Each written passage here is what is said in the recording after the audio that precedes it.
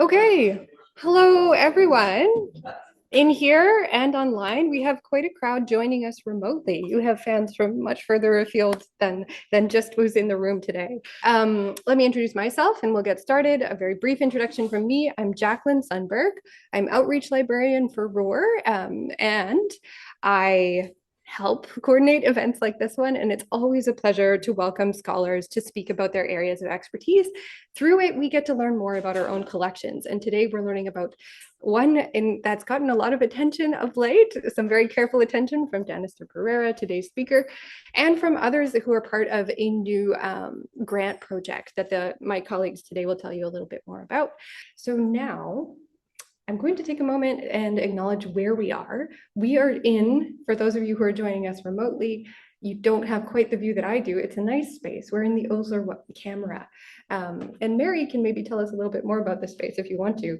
But we're here on site of the McGill grounds, which has long been a place of meeting and exchange amongst indigenous peoples, including the Haudenosaunee and the Anishinaabe nations. And we are continuing a very long tradition of stewardship and exchange of ideas that has taken place in this space and on these grounds for generations, long before McGill opened its doors. So today's talk is adding to that exchange of knowledge, and it's really a privilege that we get to share this with all of you who are here in the room and those beyond. So on that note, thank you for attending online and here. And Mary, did you want to say a couple words before we pass it over to Anna? And I would advise you, yes, come around this way for the cables. Thanks. Don't worry, I'll keep it brief. I just want to say bienvenue à toutes et tous. And it's a pleasure to have you all here in the Osler Library. I'm the head librarian here. And a lot of what we do, we think a lot about the original library, which was about 8,000 volumes, and the olas that we're going to have over there. Even though Sir William Osler did not collect them himself, they came with the original library. And even though a lot of what the Osler is about was providing the foundations of the history of medicine to people who were studying here 100 plus years ago, Osler also had a vision that I think for his day, at least, was a little bit more inclusive than a lot of his peers. He mentioned that you had to look outside of your own country's boundaries to really get a full understanding and really to be educated. And so a lot of what we do now is really think about how medicine is so much more global now, and thinking about how we look at the transmission of knowledge and the sharing of knowledge across cultures. So you will have noticed, for instance, our exhibit out there on medieval Islamic medicine, and also, of course, this event as well. So we really are glad to be able to welcome Dr. Perera here. I know Dr. Winterbottom is going to introduce him, I believe, but thank you all for being and for helping us continue this mission and bring the relevance to our library into the present day. So it's a great pleasure to introduce Dr. Danister Perera, who I met now probably about 10 years ago. So it's great to have him here in Montreal. Dr. Perera has a background as a practicing Ayurvedic physician, and he also holds an MPhil in social anthropology from the University of Kelania. He currently works with UNESCO as chairman of the Expert Committee on Traditional Knowledge, and he's also a member of the national committees of the Memory of the World and the Intangible Cultural Heritage Boards. He also works with the National Library and Documentary Services Board and with the Ministries of Cultural Affairs and Environment, as well as with several universities in Sri Lanka. Dr. Perera has published several book chapters, papers and books on manuscripts relating to the indigenous medicine of Sri Lanka.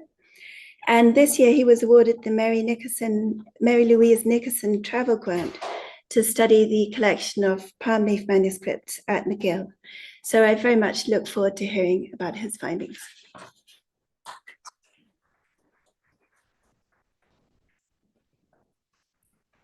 Hi, everyone. And thank you very much for the introduction about me. And today, in my presentation, I will have 3 parts. There we go. Okay. 3 parts. I will talk about the first part. I will talk about Sri Lankan tradition of palm leaf manuscripts. The second part, I will illustrate some information about indigenous medical knowledge in Sri Lanka. And also, in the last part, I will tell you about the specific features of Casey wood collection. Then if I start with Sri Lankan tradition of palm leaf manuscripts. Actually, the Sri Lankan tradition of palm leaf manuscripts are very old tradition. It's an ancient tradition in Sri Lanka, not only in Sri Lanka, but in India, Burma, and other Southeast Asian countries and Asian countries. Now, for Sri Lanka, these manuscripts are a cultural property because it involved many traditional practices as well as rituals associated with preparing manuscripts. It's a kind of a historical source where you can study or go through the historical events and historical information throughout the manuscript information. And also it's a source of indigenous science, art, and literature. And it's an epistemological identity. It has an epistemological identity like materials, sizes of the folios, covers, designs, and letter styles. You can study many things through the manifestations of these manuscripts. If we, this is actually, I'm very happy to find very informative article written about the Sri Lankan olas and how they are made, which was published in 1928 by a Sri Lankan scholar, Andreas Nell.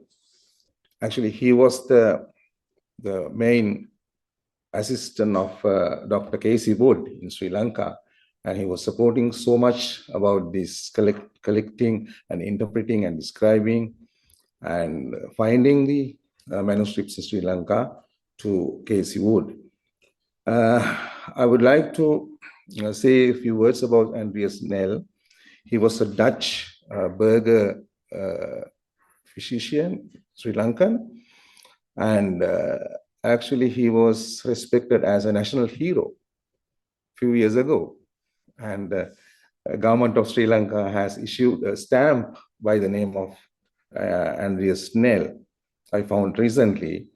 He has written about this. This is actually first article which was written in this subject in the history and published in a kind of a journal, Annal of Medical History. And I would like to introduce this palm leaf manuscript making tradition as a kind of a cultural practices and which is very much unique to Sri Lankan tradition, Sri Lankan culture as a craftsmanship. I have a short video. I would like to play the video and you can very easily understand with the visuals how it happens, the tradition of making manuscripts. The manuscript inscribing is a different art, and preparing is a different kind of a different process which involves very much labor. And also interpreting the context is a different thing. Now let me, yeah.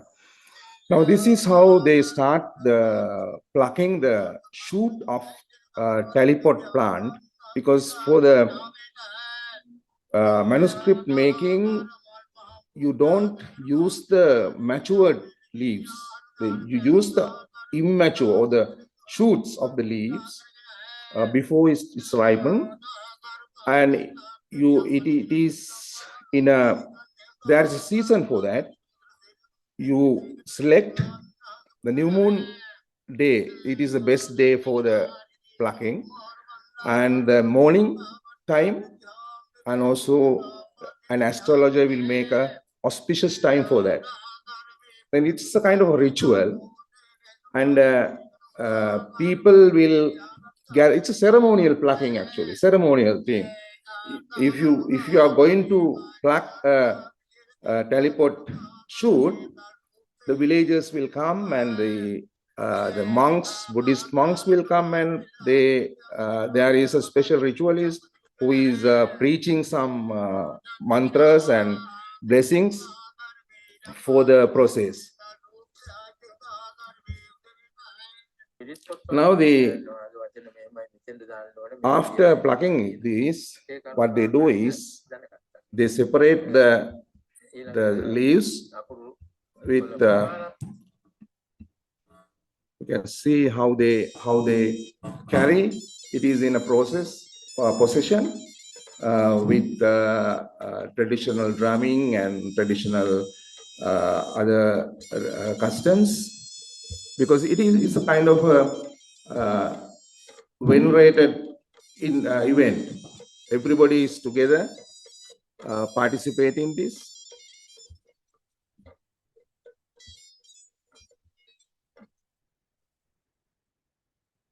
And see, it is something wrapped by the white cloth to show their respect.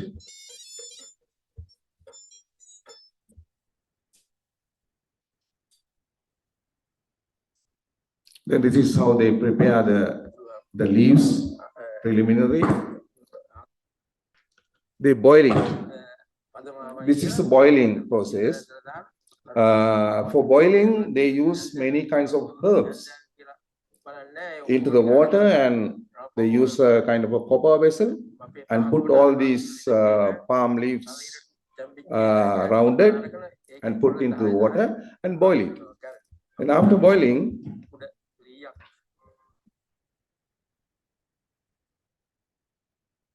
see, this is the boiling process.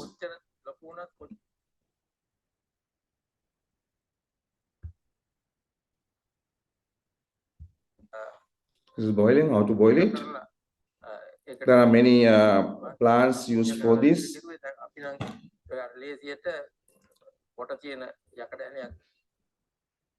Okay. Then drying process. Drying is also a special process. I will describe it later. I want to just show you a visuals in this slide.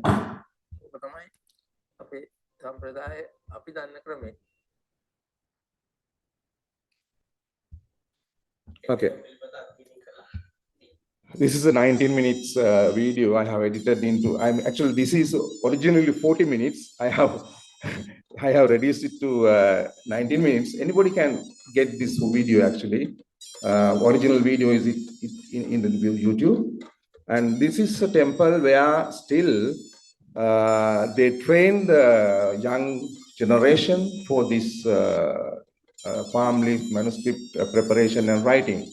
It is one of the places where they do training for a young generation to continue the tradition. Okay. Now let me, I don't know whether everybody can read. Sometimes this is too small letters. Anyway, I want to explain the science of palm leaf manuscripts, conservation within the process. If you look at the process from the beginning to end, how this is prepared,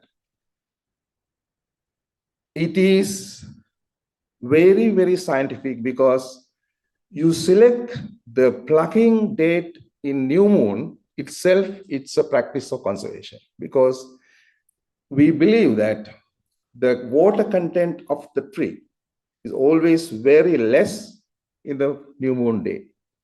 It will prevent the pest attacks when the leaves are having very less water content. From the beginning,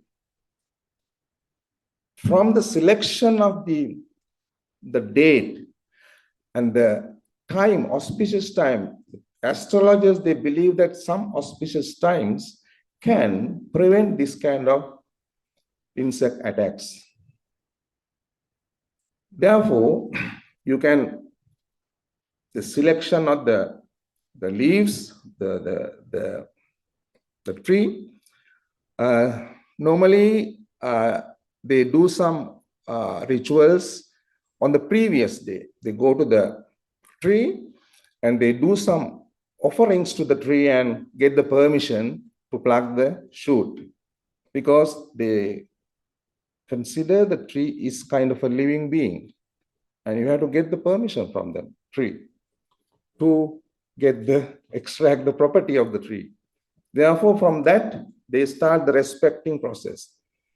And the boiling process involves many herbal ingredients.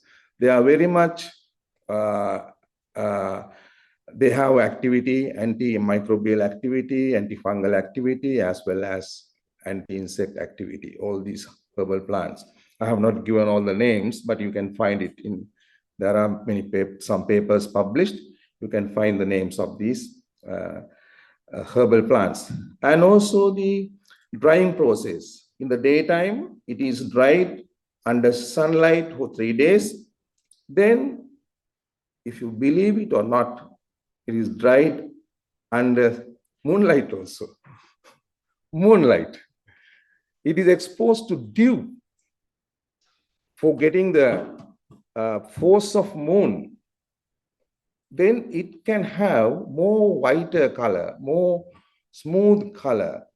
They believe that if it is exposed to this moonlight. Then seasoning and polishing. The next is cutting. The cutting is also a tradition where you classify the size, the length of the leaves according to the content which is going to be written. It's very interesting. According to the subject. The best part is selected for religious text, Buddhist text.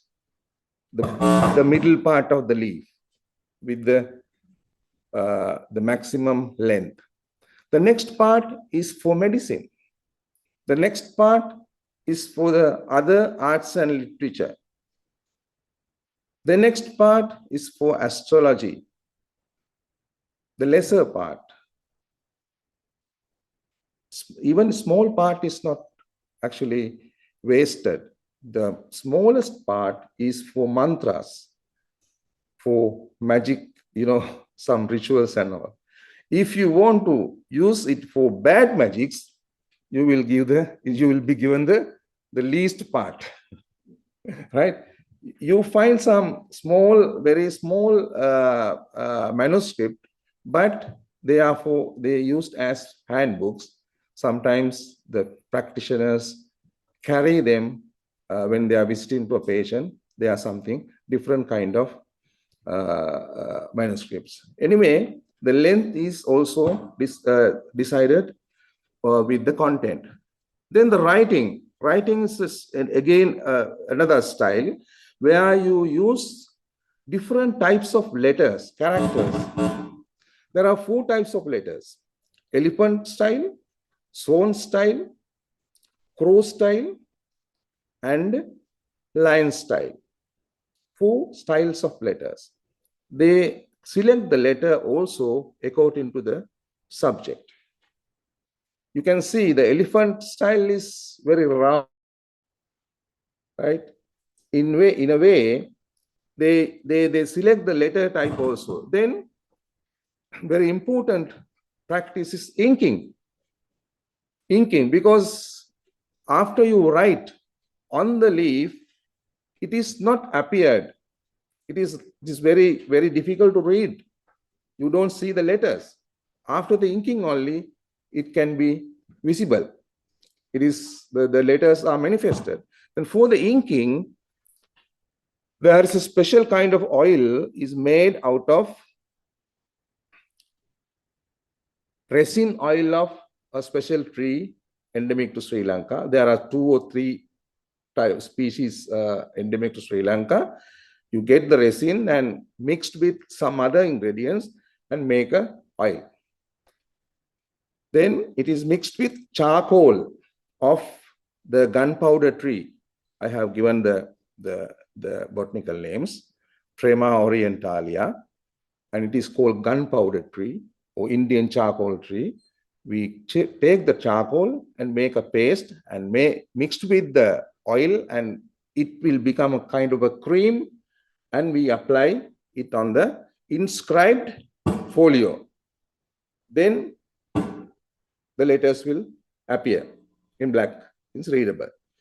Then for removing the excessive oil on the space, we use finger millet flour.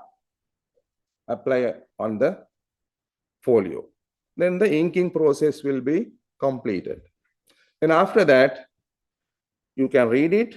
Then you make the book manuscript by connecting with the code. The code is also made out of the fibers from the bowstring hemp. Bowstring hemp is botanically known as Sensivaria zelenica. And this is also herbal. I want to say that even inking has a kind of an insect repellent action. Sorry. Then I'll also, just try to see if I can make this if a little less noisy. I talk without this, can you hear me? Huh? I can talk without that. What do you think? What? It may be the position. Okay. All these ingredients, inking ingredient and all the code, and also we make covers out of wood. We make covers, outer covers for the manuscripts. These outer covers also made with woods like neem wood, Azadirachta indica. Most of them are insect repellents.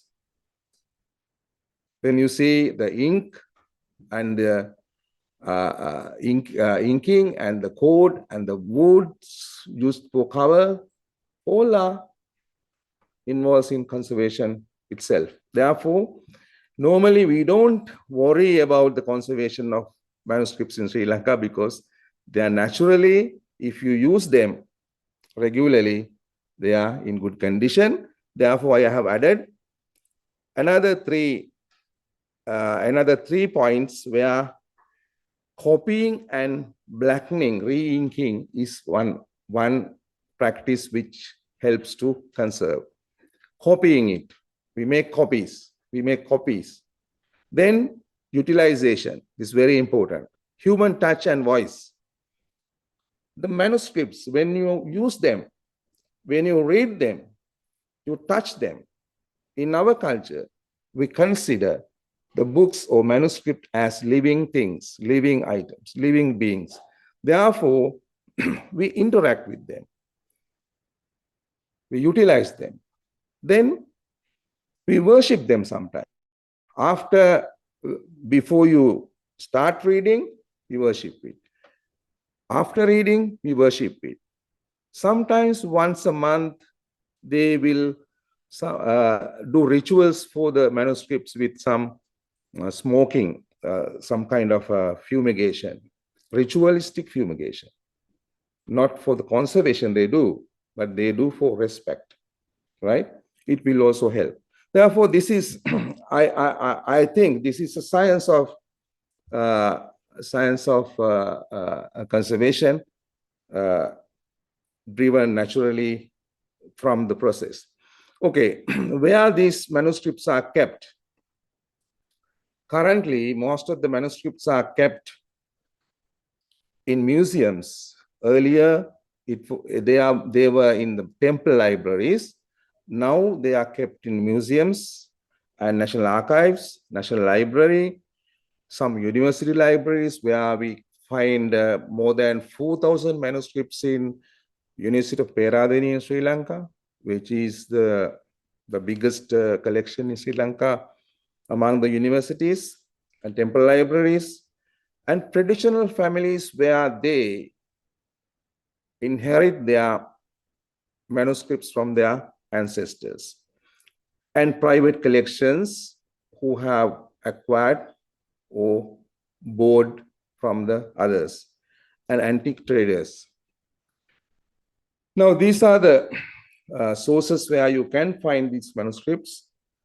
And also, in addition to that, there are some foreign libraries, foreign collections where our Sri Lankan manuscripts are kept, especially British museums, Wellcome Institute for the History of Medicine, Bodleian Library, University of Oxford, Osler Library and Rare Book Collection Library, Cambridge University Library, University of Manchester Library, National Library of Paris, and also Anthropology Museum in Paris, Library of Museum Leiden, Berlin State Library, National Library of Medicine of New York, Galt Health Science Library, Chicago, Bernard Becker Library, Missouri. I think these the later parts are not holding very much. I mean, bigger collection. They have some few manuscripts. Actually, I found in the morning. I found accidentally that the last one I showed to Anna also. Public Library of Cleveland.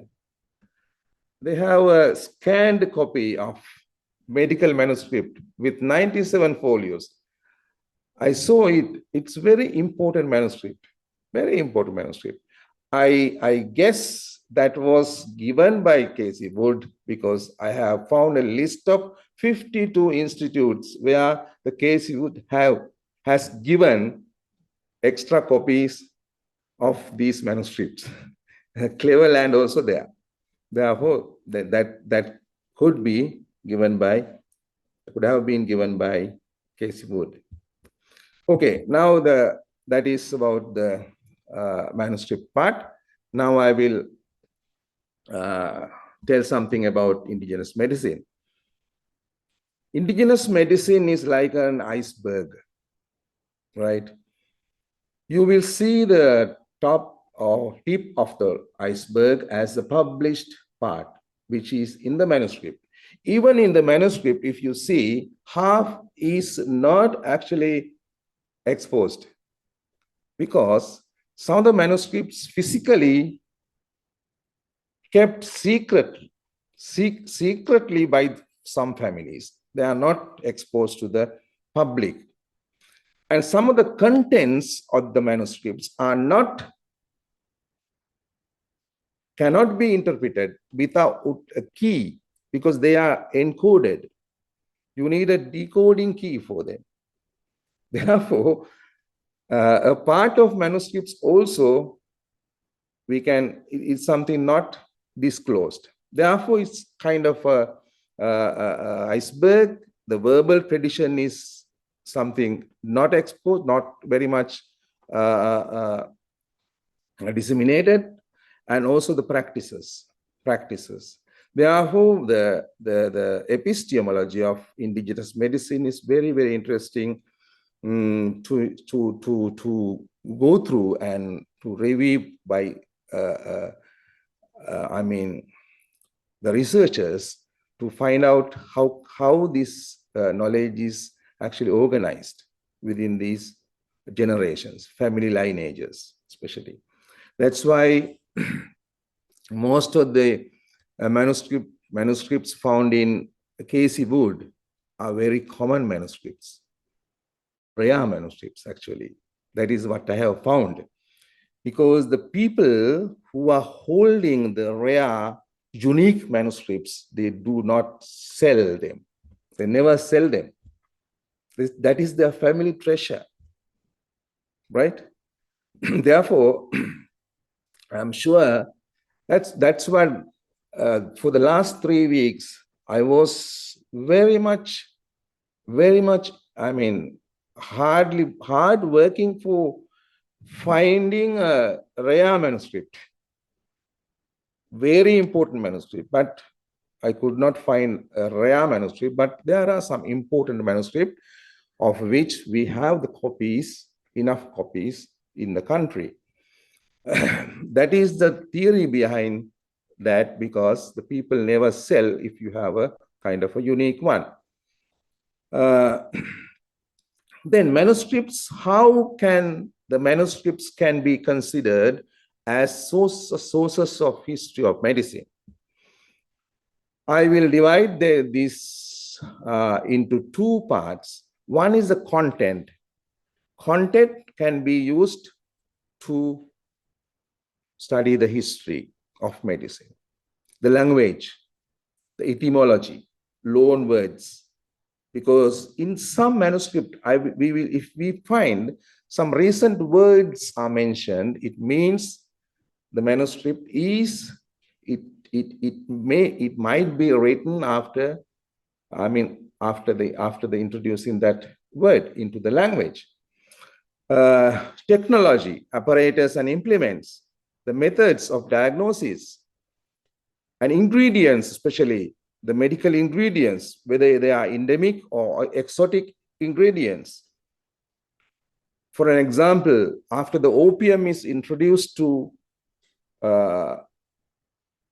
indigenous medicine, normally we consider the manuscripts are written after 16th century. If the word parangi is mentioned in the manuscript, we know that the manuscript is written after 16th century. The very big manuscript we have with 300 and something 360 or 70 folios, Yoga Ratnakara, in this library. It is a manuscript written after 16th century. That is the first manuscript in Sri Lanka, which is talking about the disease parangi. Parangi is Portuguese. It means that is written after 16th century. Then the nosology and nomenclature of diseases, the material culture, other materials used in medicine, not medical items, non-medical materials. Inscriptional errors, because once it is been repeatedly copied, there can be inscriptional errors. And the physical features also, status of folio, artistic designs, letters, pagination, cover, buttons, codes. We found in Casey Wood collection, 2 manuscripts had Chinese coins as buttons. It's a very good evidence to find kind of in which era this is made. Now, these kind of things are very important to find the historical information. If I give a brief history of indigenous medical manuscripts, the first manuscript written in Sri Lankan indigenous medicine is called Sarartha Sangrahaya, which is actually believed to be written in 4th century AD, 4th century. And this is now printed. It is in Sanskrit written in Sinhala letters. Then Yogarnavaya, this is the first Sinhalese manuscript written in 13th century. In between 4th and 13th century, there is a big gap. We don't have any manuscript found in Sri Lanka, but there are many names are recorded. They are not physically available. Besajja Manjusa, written in 13th century, is the one and only medical manuscript written in the world in Pali language. In Pali language. It's a very, very important manuscript, which is written for the monastery environment, religious, the monks. That's why this text has 60 chapters, but without pediatrics and gynecology. All the medical manuscripts in general medicine includes these chapters, but this one does not have gynecology and pediatrics. We have proposed this text as for the memory of the world in UNESCO, because this is very, very unique manuscript, which is only manuscript written in Pali. Then Prayoga Ratnavali in Sinhala, Varayogasara in Sinhala, Yoga Ratnakara, it is the first manuscript written in poetic form in Sinhala. It has around 5,000 poems, verses in the book. Sara Sankshepa, Sanskrit verses, Vaidya Chintamani Baisaji Sangrahaya, 17th century in Sinhala, Varasara Sangrahaya, maybe 18th century.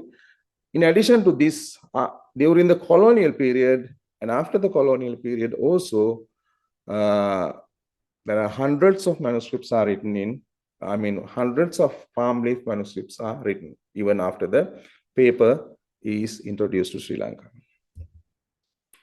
And subject diversity in indigenous medical manuscripts are something like general medicine, fractures and dislocations, snake bites, abscesses and ulcers, eye diseases, catarrh, diarrhea, children diseases, postpartum disorders, fevers.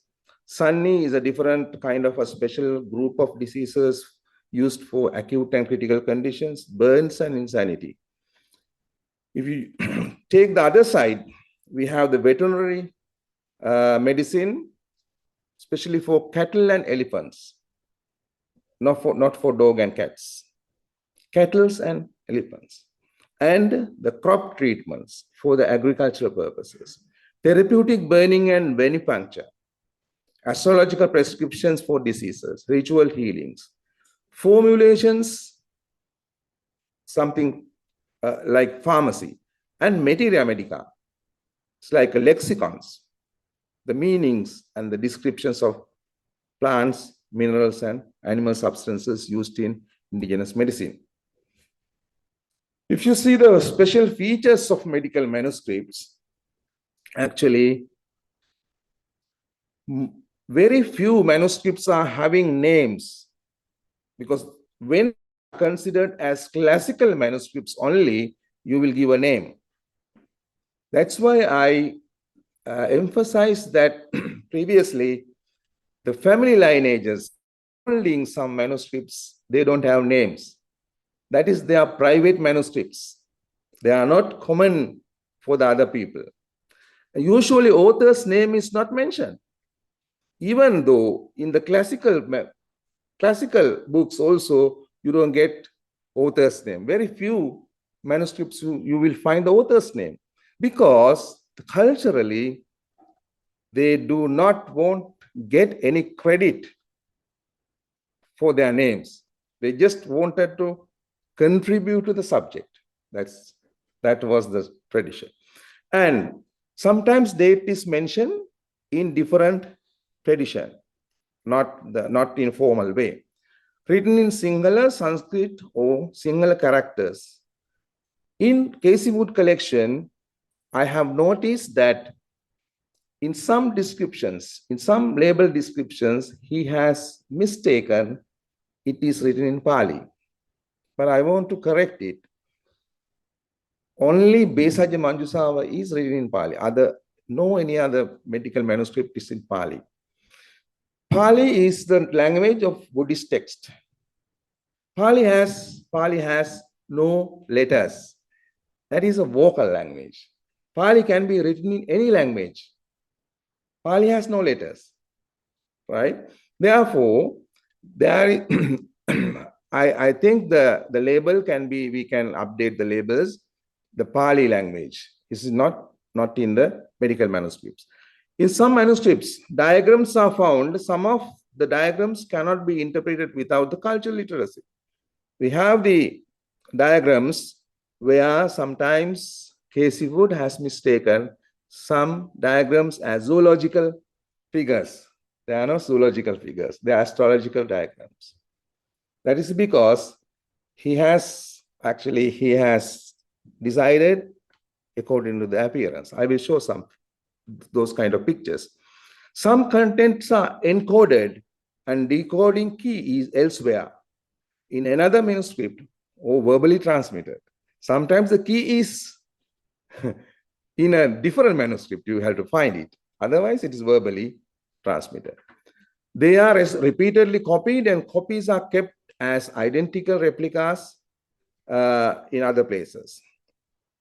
Also, the content is considered as valuable heritage of the ancestors.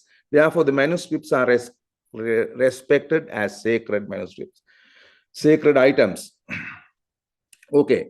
Some manuscripts are unique to the family lineage, and they are kept as family treasure secretly and not permitted to access or touch or read by ancestors, outsiders. Therefore, I emphasize again, therefore, the genuine practitioners or families with ancestral heritage never sell their manuscript. That is a principle. Okay, now I will come to the last part of my presentation. Background of the Casey Wood collection. Now, Casey Wood collection, actually, in Osler Library, we find maybe around 20 Ola manuscripts or family manuscripts from Sri Lanka on medical subjects written in Sinhala and Sanskrit. And also there is a collection in rare book collection. We find also medical manuscripts as well as religious texts, also with some other astrological and ritualistic practices. Buddhist religious texts are written in Pali or Sinhala with the Sinhala translation. We have identified some unidentified manuscripts, and also we have corrected some misidentified manuscripts also, where some manuscripts have mixed folios. Sometimes they are incorrectly arranged the page numbers. Therefore, sometimes we cannot find it. Sometimes in one manuscript, you can find parts from several books. And also maybe sometimes they have given to Casey Wood when they sell, they wanted to give something, right? Then they gather some folios and make a manuscript, and they may have given, right? Therefore, we cannot actually decide what is the reason, but we find many mixed folios. Okay. Where the other medical manuscripts of Casey Wood collection exist? This is the list I found with the acknowledgement of those institutes in the correspondence of Casey Wood. This is something very, very important. There, I have listed 52 institutes, and maybe there may be more. So there are some persons also. If you find, he has mentioned in one letter, one surgeon among the participants. I gave one copy of manuscript. I gave one copy to the chairman of Charaka Club in New York, right? We don't know where these copies have gone. Anyway, we know that Casey Wood had collected many medical manuscripts because his interest was about the medical manuscripts. Therefore, he has collected many medical manuscripts, and he has gifted these manuscripts to many hospitals, medical libraries, as well as to some public libraries, universities.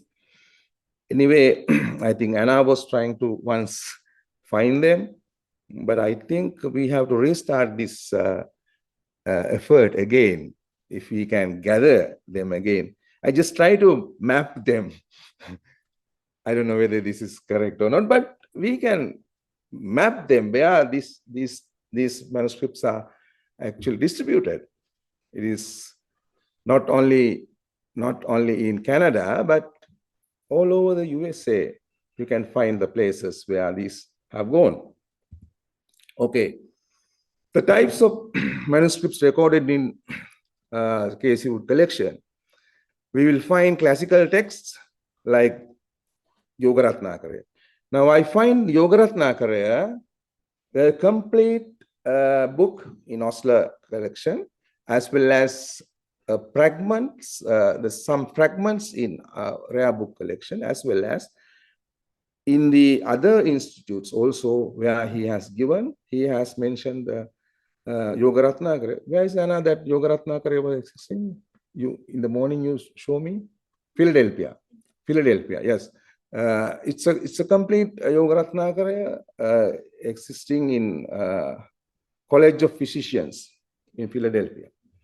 It is in his record also. He has mentioned that it is given. Then the compendia written in recent past, like Arista Shataka, we have correctly identified. It was misidentified. Vaidya Alankara Sangrahaya. Then special subjects like snake bites and eye diseases. Then formulations like oils and other preparations, handbooks, astrological contents with rituals, Buddhist religious text, statue crafting, one book, which is called Bimbamana Vidhi. It's a very, very important Sanskrit book where they have given the craftsmanship of making images, making statues, the measurements, do the measurements, and mixed manuscripts and fragments. This is the how the collection, Osler collection and the rare book collection looks like. And special manuscripts and features in Casey Wood collection. There is no any rare manuscript found in the collection. Most of them are printed and copies recorded in Sri Lanka. Most of them are well preserved and still readable after 100 years of collection. This is very important. I was wondering, actually, excited, how these manuscripts are well preserved still and still readable. Very few of them are actually, I think, damaged and something faded and cannot read. But most of them are very good condition, in very good condition, readable and preserved well. And thank you very much for the library. You have done a great job for preserving. Actually, this is the 100th year after the collection. Even before the collection, they were existing more than several hundred years. After the collection, also 100 years. Then most of the covers and strings were replaced by Casey Wood and correctly described with the help of Dr. Nell, except few mistakes. The language of the manuscripts is mentioned in some labels. It is done. Then some figures are mistaken and zoological features, but they are astrological diagrams. Estimated dating of some manuscripts are based on assumptions and cannot be rationally confirmed. Casey Wood had included some dates, but they are not actually, cannot be rationally confirmed. But they are kind of normally we have very ancient manuscripts in Sri Lanka, very, very few. The oldest manuscript we have in Sri Lanka is Tullavagga Pali, is 700 years old. That is the only one we have. Therefore, having a very old manuscript is a kind of a very rare. If we can prove it, it's a good thing. Now I'm going to finish my presentation. This is something very fascinating pictures, diagrams found in these collections. These are the figures that was mistaken as zoological figures. These are not actually zoological. These are astrological diagrams.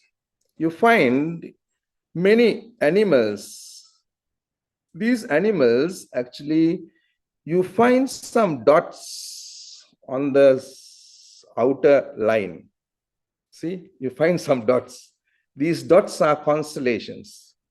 20, we have, if you count, you will get 27 dots around all these lines, 27 constellations.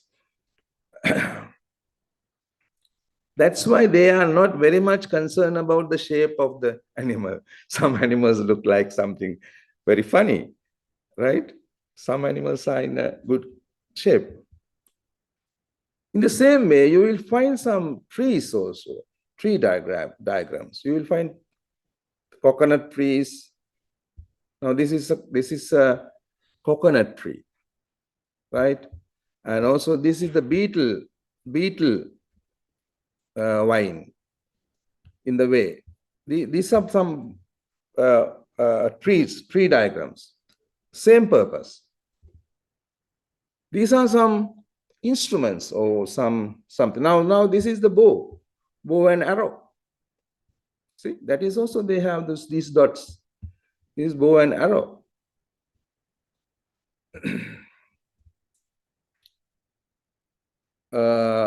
These are not instruments. I mean, these are instruments, diagrams of instruments. Then some geometrical diagrams. This also has a meaning of astrological purpose. And you will find some ritualistic diagrams also, where these are diagrams which are related to some amulets or some kind of occult practices, protection, talismans, these kind of things. But in a way, these are related to medicine because in some manuscripts, they are described as prescribed for the diseases, some diseases. Because in Sri Lankan indigenous medicine, we prescribe some spiritual practices for incurable diseases. The people can get the help of the blessings or some kind of rituals and other spiritual practices for healing. And this is something else, actually. I wanted to say the inscribing or writing manuscript is an art. Now, these diagrams have nothing to do with the content. Nothing to do with the content. Why the people, these writers, have spent so much of time for these things? Drawing these things. Why? I find these things in the empty areas, empty spaces of the manuscript, to make it more beautiful, to make it more fascinating. At first, they are very much dedicated for writing these things. They think this should be very beautiful, attractive, right? See, now this here, where the string is put into the hole, they are decorated the hole like, it is not just like a hole. They have fitted the kind of traditional art there. See, traditional art, string hole.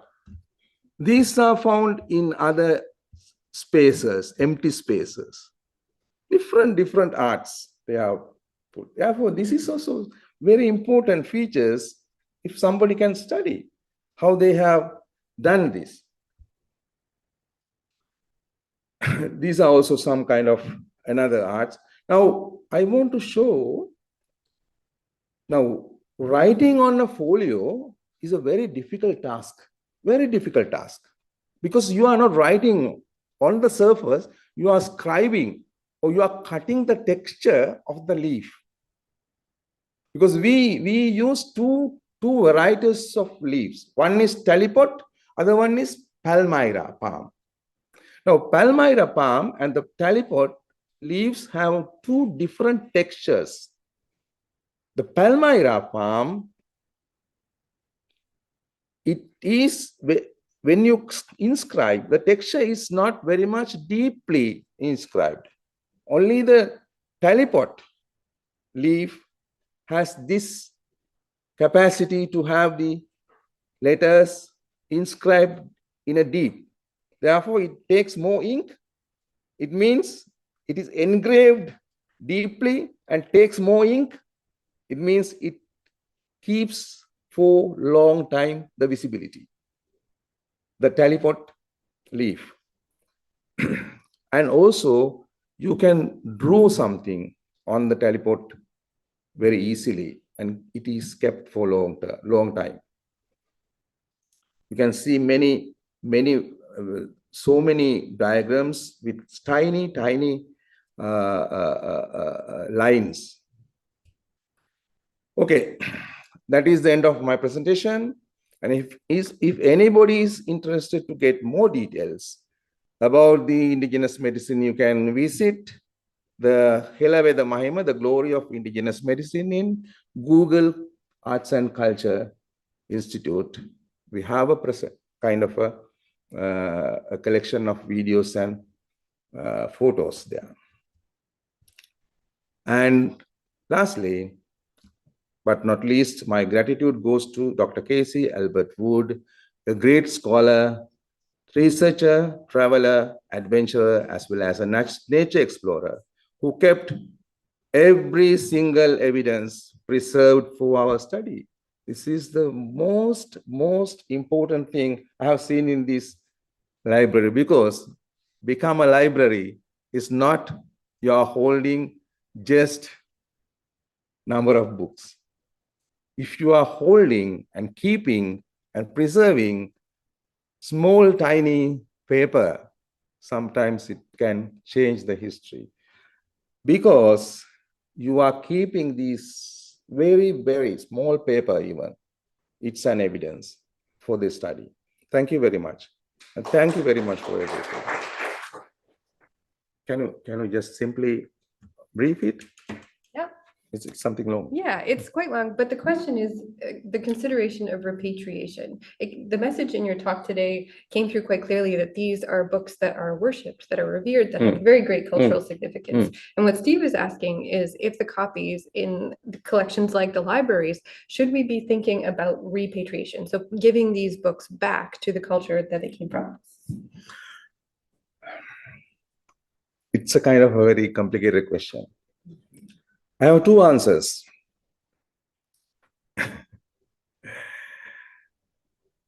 Has Casey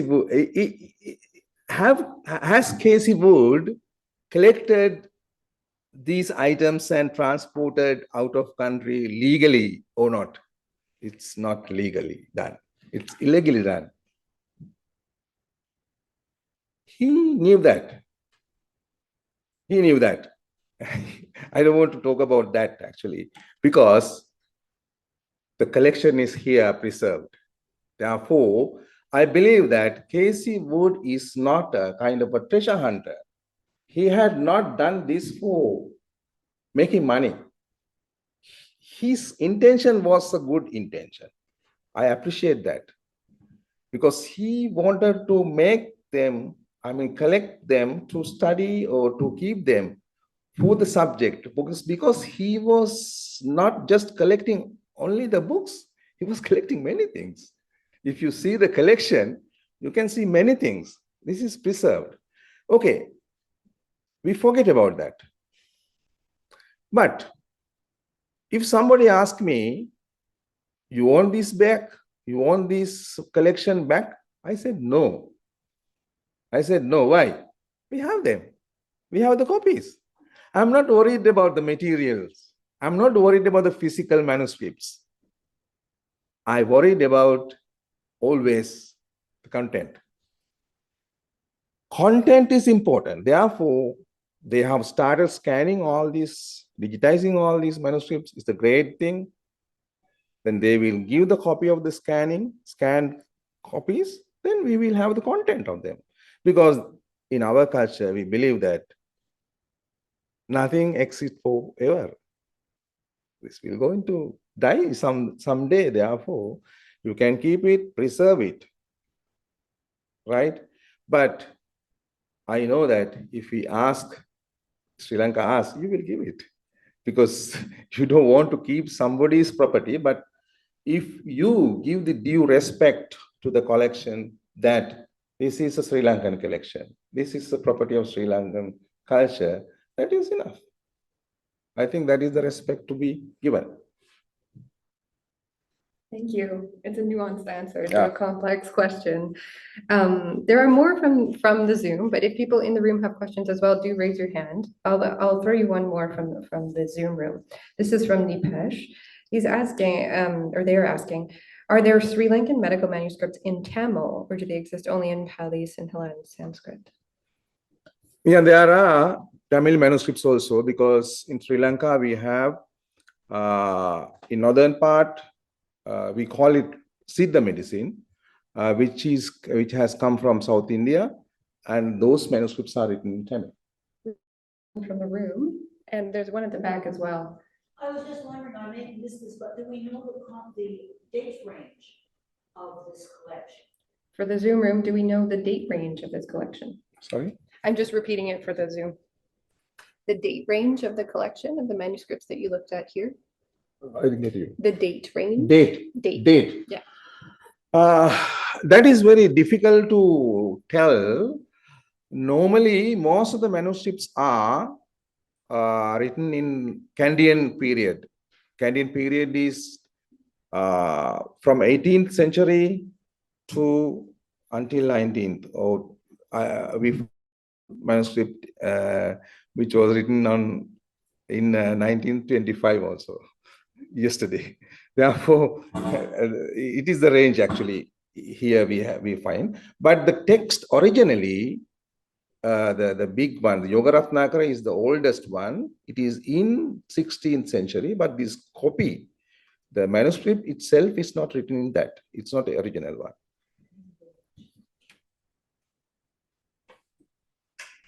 I want I have a question. I'm grateful that you're here. Yeah. I'm Sri Lankan living in Montreal. Okay. I want to know, you spoke about some manuscripts also written in about agriculture. Mm. Is this something that, Hela Vedakam and Hela Govitana, something I believe should go together, right? This is our real heritage, real knowledge. Is there anything that preserved about agriculture, a part of this whole knowledge? In this collection, we don't find that kind of manuscripts related to. In Sri Lanka, we have. In Sri Lanka, we have manuscripts about agriculture, how to utilize the auspicious times and some kind of ritual practices to prevent the pest attacks, and how to do pest management and to increase the harvest and these things. I have one more from the Zoom, and then we'll go to the Okay. room. That's all right. So from the Zoom, this comes from Mina, and is wondering if the content of the manuscripts, as you've described it, is it distinct from Ayurvedic knowledge, or do they cross over? Yeah, this is very important question, because Ayurveda is a kind of a greater tradition which is being applied for all the Asian systems of medicine, traditional medicine. But Sri Lanka has a different kind of identity in indigenous medicine, which is very much based on the Sri Lankan cultural identity. Therefore, that's why I wanted to emphasize about the language and how they have utilized their cultural material knowledge as well as the intangible cultural knowledge in the sense of medicine, practice of medicine. Now, for an example, we have some Ayurvedic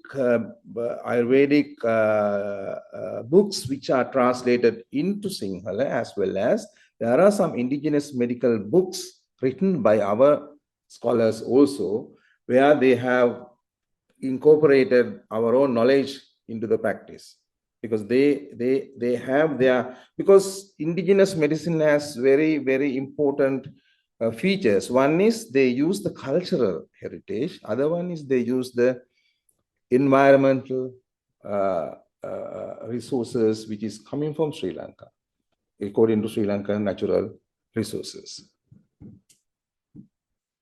Thanks. Yeah. Go ahead. Thank you. Looking at your last slide there, is this one of what you call hand books. That's right. Small miniature manuscripts that a practitioner might take with him or carry about on him. I'm intrigued about what kind of contents are in these, if you say practical or to be consulted at the bedside kind of manuscripts. Obviously not lengthy classics or synthetic works on medicine, but what kind of material, what kind of content? Actually, this is not a handbook. This is a kind of a special book. I found these kind of two books in the collection. This has the silver cover and very few folios. Another manuscript I found smaller than this. It has only six folios with ivory cover. Now, these two books do not have any kind of medical information. They have a kind of something astrological information, I think, used by astrologers for some kind of purposes. In our country, we call them nimiti, or some kind of I don't know what is the English translation for that, but it is an astrological practice which can instantly reply or give a kind of answer to your question according to the astrological time. Now, your question was about the handbooks. Handbooks have some considerable amount of folios, which is not actually carried by hand. It is actually carried by the physician's the waist belt, with the waist belt actually we call. And if you go to the Red Path Museum, you will find the artifacts where the practitioners carry their pills and paste and medicine in a kind of a caskets, pill cases. And with that, only the practitioners will visit the patient's house and do the treatment. Especially the handbooks, you can find the handbooks, they have some special features. They have bookmarks in the handbooks, bookmarks with the threads. The special pages they have marked just to read it. And also the handbooks are always mixed with the folios for the different kind of diseases. Right? It is a kind of this much of the thickness we find, maybe around 40 to 50 folios, but length and width is something not very much large. But the bookmark tabs suggest that they're modified for reference. That's right. That's right. So we have plenty of questions online and in the room. I'm just going to mention that it is 1:15. So if you need to go and be somewhere else, I understand. Thank you for coming. And I will just take this moment to give an enormous thank you to Danister for your talk. We'll give you an official round of applause. And if you're willing, we'll continue taking questions. Yeah, no problem. For those of you who are here in person, also we have some of the olas out that you can interact with and look at. And Mary's over there. She can monitor that, but if you want to have a look, you can continue. But we can continue the questions. I have one more from the Zoom that I will voice. And there was a couple actually that voiced the same question. They wanted to know if your slides could be made available. Sure. Okay, we have a recording as well, so we will make those available in a follow-up email. And one other question, actually follow-up about eye diseases. Is there a particular content of eye diseases in any of these manuscripts? Because Casey Wood was an ophthalmologist and did collect and had a fascination, of course, with vision and with bird vision throughout his career. Just curious on that note. I found only one manuscript on eye diseases that is also was taken to the Red Path Museum, and accidentally I wanted to take it back, and when I was examining, it is the only manuscript I found on the eye diseases. But I'm wondering that Casey Wood had no any kind of a special attention on this kind of, subject-wise collecting. He was generally interested in medical manuscripts, not actually. But one thing, I think if you visit the Red Path Museum, you will find the Sri Lankan indigenous specs, the indigenous traditional specs made by these crystals. It was very important because maybe Casey Wood was interested in that because he was an optician. I mean, his subject was that. Yes. Thank you so much. This is very fascinating. It's been a long time interest of mine, and I'm curious to know, in Sri Lanka, is there a future for indigenous medicine, like a sort of integrated medicine that could happen? Because I see the branches as very separate right now, with the allopathic medical practitioners practicing like a very standard Western medicine, and then there's the Hellenistic or the Ayurvedic practitioners, and many of them very traditional, as you said. They're in the family lineage, they're not in the hospital necessarily. Is there a future in Sri Lanka of like a complementary system of medicine where the two can combine in some way? Yeah, there is a kind of good government support, and we have a different government department for indigenous medicine as well as a ministry. And there is a system of service delivery, hospital system all over the island, as well as we do the registration. I mean, give kind of accreditation for the indigenous medical practitioners, and they can legally practice their own medicine system. And is there like a potential, like here, there's the concept of integrated medicine, where you could go to a hospital but receive care? No, still not, but there's a potential. Actually, we are always proposing that there is potential, but it's still not happening. Yeah. Yes. Thank you for the talk. I have a question. You mentioned some of the manuscripts are encoded. So the manuscripts are encoded. Encoded. So, yeah. So why would they make a medical manuscript encoded? Because they wanted to keep them as a secret. But you mentioned that they didn't put the name of the author just to that is for the common manuscripts. But for the family traditions in Sri Lanka, most of the families, they are inheriting their ancestors' knowledge. They are keeping them only limited for their family.